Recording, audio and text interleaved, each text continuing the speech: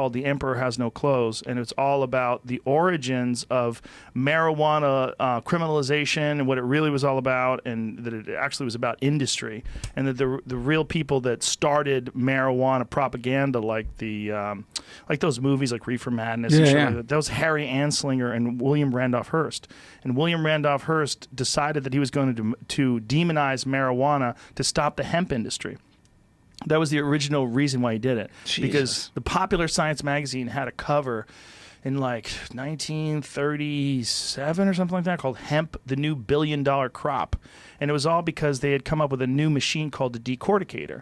And a decorticator was a new machine that allowed them to effectively process hemp fiber. Because before they used to use slaves. And then when slavery was outlawed and then Eli Whitney came up with the cotton gin, they switched all their clothing from hemp-based clothing to cotton. And so they had done this for years, and then they had switched their paper from canvas, like original canvas, like even the Mona Lisa, was printed on hemp. All that stuff was hemp. Hemp is a far more durable paper, and it's a far more durable cloth. And so people's clothes, like old, like really durable clothing, was made out of hemp. And so William Randolph Hearst decided the best way to combat this new industry, instead of turning over his gigantic forests and converting them to hemp forests and converting his paper mills to hemp paper, he decided what he was going to do was kill the business. And so the way he killed the business was printing these stories about black people and Mexicans raping white women because they were on this new drug called marijuana. And what marijuana, the word, was actually a slang for a Mexican wild tobacco. Didn't even have anything to do with cannabis.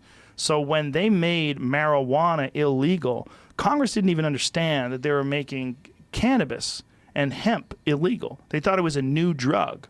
And so he tricked them. He tricked them because he earned Hearst Publications. I mean, that was one of the things that Orson Welles, like when he made Rosebud, he made that movie. He made Citizen Kane about William Randolph Hearst. Yes. Because he was this insanely powerful guy that was just this fucking Is Rosebud tyrant. a bud? I don't know. Like, hey, the good buds. Hemp. But that movie was about William Randolph Hearst. William Randolph Hearst is the reason why marijuana is still federally illegal in 2020. And this is in the 1930s. Like almost 100 years later, his propaganda still works. It is amazing because that's... You ever been to Hearst Castle? That's cool. Yeah. I was there when I was a kid. It's crazy. Wild. He's the reason why this whole fucking state is filled with wild pigs. That crazy asshole had wild pigs on his mansion.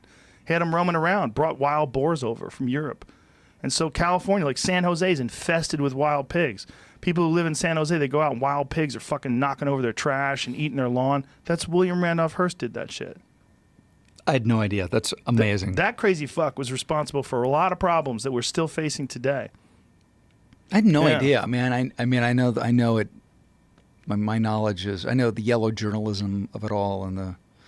Oh, he's a bad guy. He was a fucking bad guy. He had too much power. I mean, Hearst Publications was, he had this insane amount of power to just print lies, and he could shift the course of public perception to fit his own needs and to fit his business.